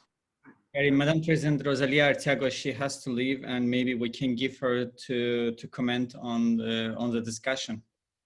Okay, and then we'll do that, Rosalia, and then I want to hear from Dushan also, because as a former finance minister, what he thinks of this and what he thinks could be done now. So Rosalia, please. Yes, sorry, but I have to leave. I have another meeting at 12. And I only want to call again the attention to the local solutions. I'm afraid that a wave of hunger is coming through Latin America, a wave of hunger. And it's going to be a wave of migrants also knocking the door of the United States and also knocking the door of Europe. We also have our own migrants going around the continent. Venezuela is a big problem that now is hiding because of coronavirus and nobody is talking about it. In Ecuador, we have almost 500,000 of Venezuelans and going around without job. And I know for sure that the national governments are not going to solve the problems. They demonstrate how bad are them in terms of solving the problems of people, especially job problems. I hear Professor Rai talking about the tribal situation. Well, tribal is local situation, and they solve the problems probably in a better way than national governments. And I feel sometimes that if we don't talk a lot more about solidarity, about how big companies can create jobs instead of being concerned only about profits, we are not going to solve the situation of the governance of the world, because it has to do a lot with global governance. I feel certainly that United Nations fail a lot to find the ways about what happens with poverty, what happens with female situations, what happens with education situations. Education and job go hand by hand, and we not even solve the literacy situation. We are not talking about quality of education, what education our young people needs to get a good job. Because of course, we are talking about job for everybody. But where is the job for everybody? We are talking about the new digital revolution, about robots and artificial intelligence. But what happens with human beings? What happens with female and young people and kids that are starving? And we are feeling now in our cities, in our rural areas also. Then we have to go back to some values. Values that mean solidarity, that means honest way to manage the countries, because if we are talking only about the national level looks a lot of corruption on it. Not only in Latin America, I know that it's happening in every place. And also, I am afraid, personally, I'm afraid that after coronavirus, with all the control of the governments about what to do or what not to do, the authoritarianism is growing in our countries. The people that feel that they are the saviors and the new messiahs of the countries. That's a big risk that we are not facing when we are talking about these kind of issues. As I told you, I have to leave because people is waiting, a group of 500 teachers of my country that I have to attend.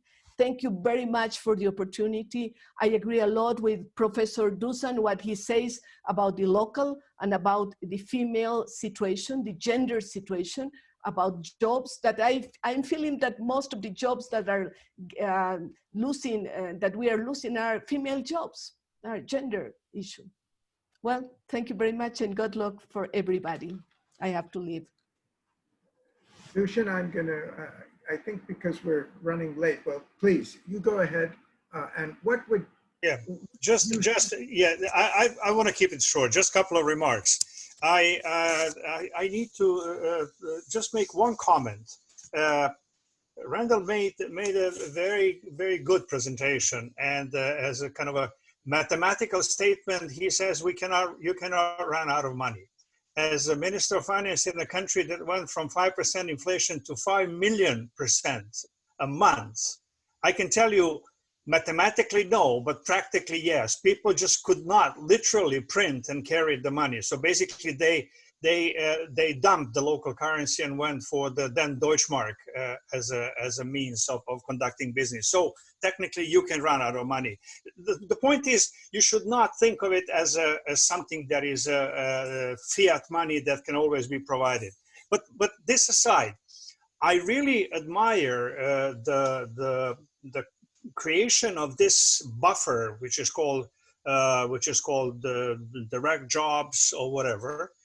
My question, I have two questions for this and would like to learn more about that. One is, it's easy to understand this as a current buffer, like the commodity buffers, like any other buffer. So if you are in a sort of a stable state and there is a shock, either external or business cycle, and you lose some jobs, taking people on to diffuse the tension, paying them some wages, and then have them ready to come back to the quote unquote, the regular workforce is fine with me. But here we are dealing with something that is more difficult in two respects. One is this pandemic crisis that threw us completely off, 400 million jobs. And at the same time, another source is quoting that there are 10 million high quality jobs that cannot be filled. Permanent high quality jobs that cannot be filled because of a mismatch between what the labor force can offer and what is being demanded. So all of this has to be looked at both in terms of practicality of the short-term interventions and solutions and the longer-term solutions where we will do things. But I reiterate another thing: jobs, workplace is no longer what it used to be. The second industrial revolution designed the concept where you leave your house and you get in a car or public transportation and you go to a place, it's either office in a big office building or factory, and you do your job and you come back home. Today, your job can be with you. It can be anywhere. And the second one is, I like these black box solutions, but the problem is, and nobody mentioned this today, is governance. Somebody is managing zillions of dollars, of euros. How do you secure that this money is being used at least as efficiently as we want to? Let me quote Roderick again. He says, yes, there are advantages of free trade, but they assume that the resources that will be freed up by by moving those jobs and that production to China, India, and from Massachusetts to South US and to Latin America and on, will be matched in efficiency terms at home. This is the social responsibility. There's a corporate social responsibility and there's a global economic responsibility. We can move forward not only by showing that on the margin we are gaining something, but that gain is a net gain in terms of the alternative use of resources, net gain vis-a-vis the long-term availability of resources. So if we are eroding our forests to make IKEA furniture cheap, then we need to ask ourselves a question, is it that cheap? As simple as that. And what you see today, you go out and people tell me in many cities, we communicate daily on Facebook, they say, I have not seen skies this blue in 20 years. And the waters, so basically this is now showing that even in the short run, we can make it better. So we're asking, I'm not denying the relevance of the short-term interventions, and I actually admire direct job as a kind of a lessons from the 30s, which we could use to ameliorate this. Rather than dumping money out of the helicopter, we could do something more meaningful. That's fine. But I would like to see, and this is my final sentence, a scheme that will help us explain. Imagine that we are now at the beginning of industrial revolution, and we are stuck with 70+% of labor force in agriculture and traditional services. And somebody says, I want you to scale this down to 10% in 100 years. Now that's the question. We are moving, we think about industrial jobs, but the nature of these jobs will change. 5 to 10% of population with robots, artificial intelligence, and 3D printing, quote unquote, to use the buzzwords, are going to be able to produce all the laptops and all the computers and all the goods that we will need. And the jobs that cannot be shrink are jobs that we do, which is essentially providing quality services, providing quality of life. So basically we need to change of the paradigm of thinking what the new jobs will be. So yes, fine, I agree. People come here and dig my street for the 20th time, and I see that they hire people on a daily basis. So this is working at the local level already. But this is not what we are talking about regarding the long-term jobs. Thank you. Thank you so much. Dan, can we have 5 more minutes in order to wind up? All of us, 3 of us? I only need 1 minute. I wanted to give 2 minutes to Frank and then whatever you would like to close. Can we manage that? 5 minutes? Yeah. Okay.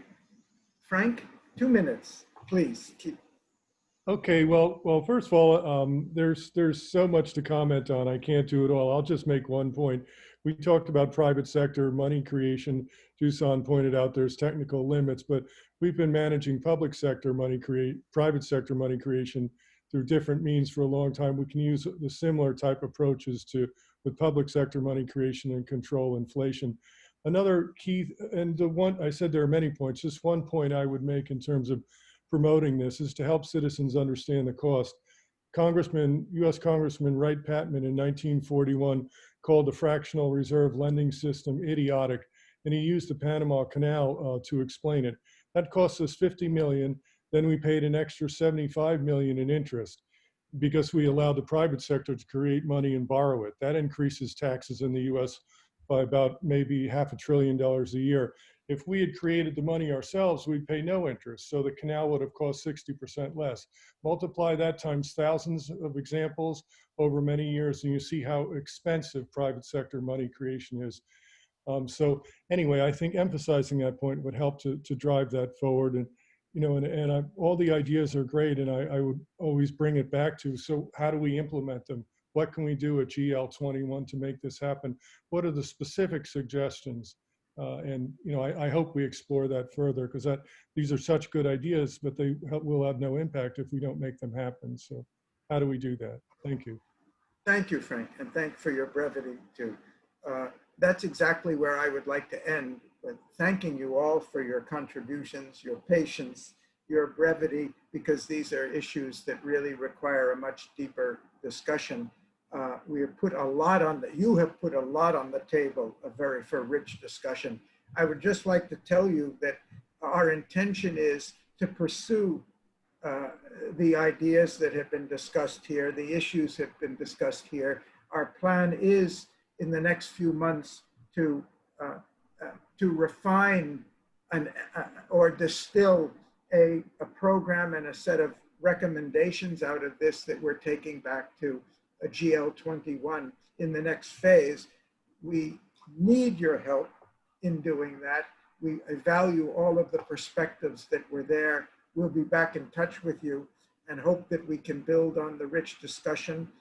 Any of you who would like access to the video will be available, and we'll be studying all of the comments and probably coming back to you with a lot of questions because there were things there was no time for you to address. So thank you so much. And Rovshan, thank you so much for hosting this and taking the initiative. It's been a wonderful experience to be part of it. And I think that we can send to all the participants 2 papers, which one we are working with World Academy of Art and Sciences and developed with Muhammad Yunus on global vaccination to be global good for humanity. And another one with Gordon Brown, which was like distributed all over the world, like, you know, quite a number of medias on importance of education. And that COVID-19 is creating the COVID generation because of, so like, you know, 400 million students and children are not in condition to have an education, proper education and or technology. And we will share it with you. And if you are liking or comments and so on, we'll be happy to hear back again, or you can share in your social network. Thank you so much. Thank you, everyone. Thank you. Thank you very much. Gary, thank you.